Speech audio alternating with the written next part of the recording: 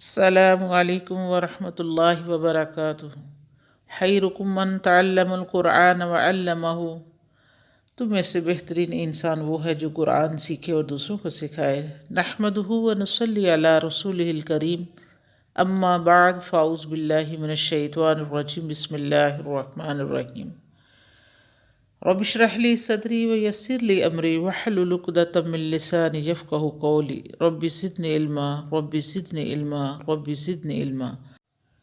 آج انشاءاللہ ہم سورہ البقرہ کی آیات نمبر 211 اور 212 کا ترجمہ اور تفسیر پڑھیں گے، جس میں بنی اسرائیل سے عبرت حاصل کرو اور مومنوں کا مزاق نہ اڑاؤ۔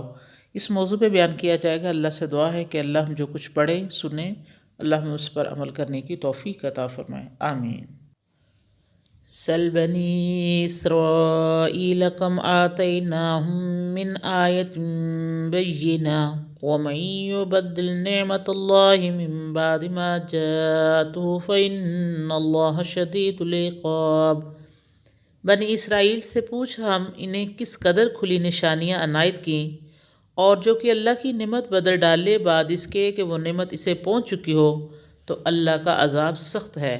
اس سے پہلے بیان ہو چکا ہے کہ کبھی بھی اللہ تعالیٰ یا اس کے فرشتے کھلم کھلا انسانوں کے پاس نہیں آئے، بلکہ اللہ نے ہمیشہ انسانوں کی ہدایت کے لیے ان میں سے ہی نبی اور رسول بھیجے ہیں۔ یہی اس آیت میں اس حقیقت کو بنی اسرائیل کے طریق سے واضح کیا جا رہا ہے، یعنی یہ کہ ہم نے بنی اسرائیل کو بہت سی ایسی نشانیاں عطا کی جن سے اللہ تعالیٰ کی ہستی، اللہ تعالیٰ کے رسولوں کی صداقت اور ان کی تعلیم کی سچائی ظاہر ہوتی تھی، لیکن انہوں نے ان تمام نشانیوں کو پس پشت ڈال دیا۔ اللہ تعالیٰ نے ان پر اپنے انعام کیے، لیکن انہوں نے نہ شکر پن کا ثبوت دیا۔ اللہ تعالیٰ نے بنی اسرائیل پر جو احسانات کیے ان میں سے چند مختصر طور پر ہم بیان کرتے ہیں۔ نمبر 1، انہیں فرعون کے ظلم سے نجات دلائی۔ فرعون بنی اسرائیل کے بچوں کو قتل کرا دیتا تھا اور لڑکیوں کو زندہ رکھتا تھا، ان سے سخت مشقت کے کام لیتا تھا، ہر طرح سے ذلیل اور خوار کرتا تھا۔ اللہ تعالیٰ نے انہیں اس کے ظلم سے بچایا۔ نمبر 2، ان میں حضرت موسیٰ علیہ السلام جیسے جلیل القدر پیغمبر بھیجا، جس نے انہیں فرعون کی غلامی اور کتبیوں کے حکومت اور رعب سے نکالا۔ نمبر 3، ان کے دشمن فرعون کو ان کے سامنے سمندر میں غرق کر دیا۔ نمبر 4، سینائی کے بے آبا علاقوں میں ان پر بادل کا سایہ کیا، من اور سلوہ اتارا، پانی کے چشمے نکال دیے۔ نمبر 5، ان کے ہدایت کے لیے حضرت موسیٰ علیہ السلام کو تورات عطا فرمائی۔ نمبر 6، انہیں ملک فلسطین میں آباد کیا۔ نمبر 7، ان کی نسل میں نبیوں کا ایک سلسلہ بڑی دیر تک قائم رکھا، لیکن ان لوگوں نے ان تمام احسانات کے باوجود بھی نفسانی خواہشات کی پیروی کی، اللہ تعالیٰ کی بھیجی ہوئی کتاب سے منہ موڑا، اس کے احکام سے روگردانی کی من مانی کارروائیوں میں مگن رہے۔ اس نافرمانی کی سزا کے طور پر اللہ تعالیٰ نے ان پر مختلف قسم کے عذاب بھیجے تاکہ وہ رائے راست کی طرف آئیں، لیکن پھر بھی ان کے علماء نے اللہ تعالیٰ کے احکام کے الفاظ معنی بدل دیے اور جان بوجھ کر کتاب میں رد و بدل کیا۔ عوام نے اندھا دھند ان کی پیروی کی۔ اگر اب بھی یہ لوگ اپنی بات پر اڑے رہیں گے اور اللہ تعالیٰ کے سچے اور آخری کلام قرآن مجید کو نہیں مانیں گے تو یاد رکھیں کہ اللہ تعالیٰ سخت سزا دینے والا ہے، اور ان کا حشر بھی ویسا ہی ہوگا جیسے پہلی اقوام کا ہوا ہے۔ زُيِّنَ لِلَّذِينَ كَفَرُوا الْحَيَاةُ الدُّنْيَا وَيَسْخَرُونَ مِنَ الَّذِينَ آمَنُوا وَالَّذِينَ اتَّقَوْا فَوْقَهُمْ يَوْمَ الْقِيَامَةِ وَاللَّهُ يَرْزُقُ مَن يَشَاءُ بِغَيْرِ حساب۔ مزین کر دی گئی ان لوگوں کے لیے دنیا کی زندگی اور ایمان والوں پر ہنستے ہیں، اور جو پرہیزگار ہیں وہ قیامت کے دن ان کافروں سے بلاتر ہوں گے، اور اللہ جسے چاہے بے شمار روزی دیتا ہے۔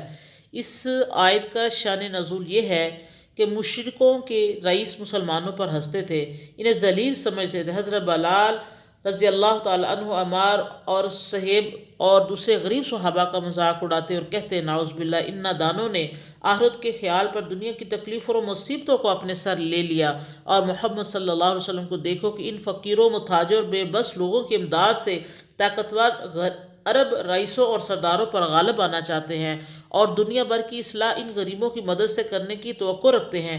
ان لوگوں کی ان تمسخر اور ہنسی کی بنا پر یہ آیت نازل ہوئی۔ انہیں بتایا گیا کہ ان کا اس طرح سوچنا جہالت اور نادانی سے ہے۔ انہیں معلوم نہیں کہ یہی غریب اور تنگ دست قیامت کے دن ان رئیسوں سے اعلیٰ اور برتر ہوں گے۔ اللہ جسے چاہے بے شمار روزی عطا فرمائے، کیونکہ ایک دن آیا کہ انہیں غریبوں کو جن پر کافر ہنستے تھے بنو قرظہ اور بنو نذیر کی دولت ملی، اور اس زمانے کے ایران اور اردم جیسی بڑی بڑی سلطنتوں پر اللہ تعالیٰ نے انہیں حکومت دی، دنیا کی دولت، حکومت اور قیادت ان کی سپرد کر دی۔ اکثر دیکھنے میں آیا کہ مالدار اور رئیس لوگ جو اللہ تعالیٰ کے منکر ہو، وہ اپنی دولت کے بل بوتے پر اکڑتے ہیں اور سمجھتے ہیں کہ وہ دنیا کی ہر چیز اپنی دولت سے خرید لیں گے اور دنیا کی ہر طاقت اپنی دولت کی مدد سے فتح کر لیں گے۔ اسی غرور و تکبر کی بنا پر یہ لوگ غریب، ایماندار اور حق پرست لوگوں کا مذاق اڑاتے ہیں۔ ان کے نزدیک دولت ہی شرافت اور ریاست کی نشانی ہوتی ہے۔ ان کی نگاہ میں اخلاق کی برتری، کردار کی پاکیزگی کچھ بھی نہیں، لیکن انہیں یہ معلوم نہیں کہ دولت ایک چلتی پھرتی چھاؤں ہے، یہ ایک ڈھلتا سایہ ہے، کبھی یہاں اور کبھی وہاں، اسے ایک جگہ ٹھہراؤ میسر نہیں ہے۔ ایسی چیز جس پر کوئی اختیار اور قابو نہ ہو اور وہ عارضی اور ناپائیدار ہو، اس قدر اکڑنا نہ حاصل اور فضول ہے۔ اصل چیز نیکی اور پرہیزگاری ہے، یہی سب سے بڑی دولت ہے۔ اس کے بدلے قیامت میں بہترین اجر ملے گا، اور تمام دولت مند منکر لوگ ان روز غالب ہوں گے۔ وہ ذلت اور رسوائی میں ڈوبے ہوں گے اور اپنے کیے پر پچھتاتے ہوں گے۔